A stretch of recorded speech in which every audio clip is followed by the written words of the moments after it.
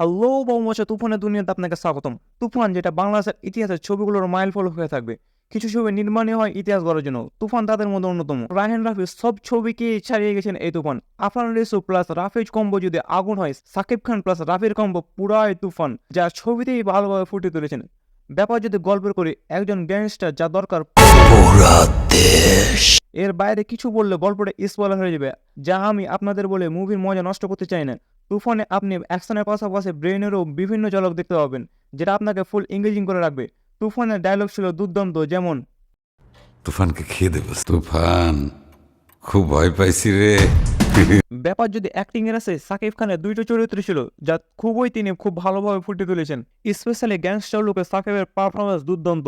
একটা সময় সাকিব কাঁদলে মানুষ হাসতো, বিভিন্ন মিম বের করতো। এখন সেই সাকিব যেন ধরাছোঁয়ার বাইরে, যা চিল্লানোটাও দেখার মতো ছিল। এছাড়া বাকিদের কথা কি বলবো, আর সাকিব খানের নিচে তলা পড়েছে সবাই।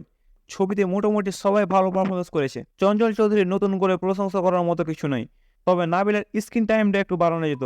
মিমিকে রাখা হয়েছে গ্ল্যামারের জন্য। আমার মতে তো তুফান মাস্ট ওয়াচ একটা মুভি। মুভির কমতি যে না এমনটা নয়, কিছু কিছু অনেক মিস্টেক আছে, কিন্তু তা আড়াল করা যায়। মানুষ সাকিবকে যেভাবে দেখতে চেয়েছিল এই মুভিতে ঠিক সেভাবে দেখতে পাচ্ছে। এইটা এই ছবির সবচেয়ে বড় পাওয়া।